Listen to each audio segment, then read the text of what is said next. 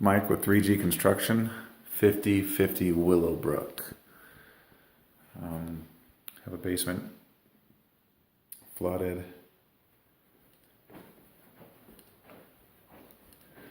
Has a slight mildew smell in here. My opinion is it's more likely the carpet. I did moisture tests along the perimeter of the room, and they have all tested normal. Tack strip looks normal. It's got a few black areas, but to me that would just be more likely from when the carpets have been cleaned in the past. I don't think it's excessive. I ran the moisture test on the concrete as well. Foundation wall.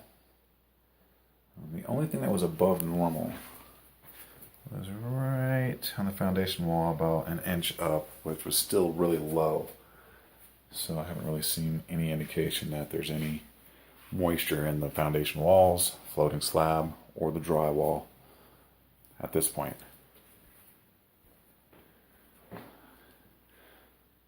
Cut a couple inspection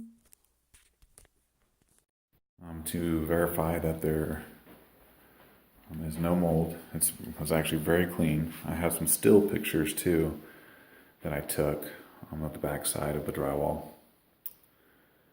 So what I'm going to recommend, instead of doing a whole lot more inspection holes to really verify that there is no mold growth behind the walls, is to do a mold test, a kit that we can drop in here and take to the lab and just be certain that there's no issues with mold. So that's what I'll be recommending. And then real quick, going to the outside here.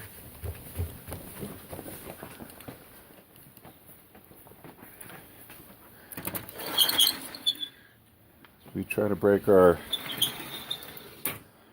evaluations into two parts. One is the repair, two is the cause. So we kind of discussed the repair side of it.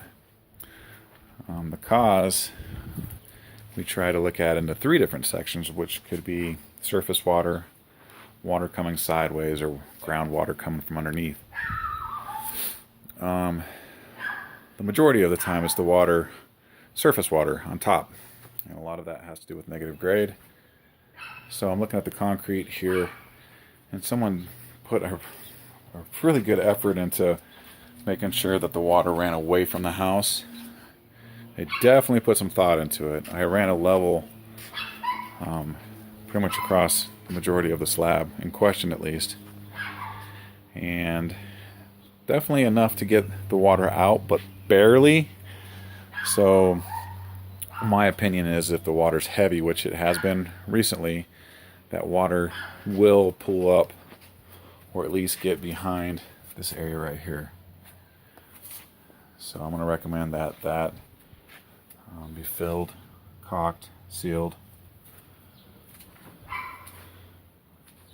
You can see it's got a negative grade, but right when it starts getting to the I'd say about a foot away from the foundation, it wants to kind of come back this way, come around here, and then go down. And someone actually built a little pan there, which was smart. Don't see that very often. It's kind of nice to see that someone actually put some thought into it.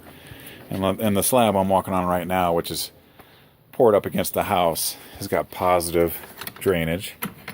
And then underneath the deck here, that's all got positive. The only thing, like I said, the only thing I would maybe try to get completed as soon as possible and just maintain throughout the years is just keeping that concrete sealed up next to the house, so water doesn't get seep behind there, especially during the heavy rains, when it's probably going to happen. On the side of the house where the AC is, this would be the west side, I believe. Up against the house where the two windows are, one, two, of the basement that we were looking at, or the basement room we were looking at, it's got positive drainage, which is also very nice to see. So that's encouraging.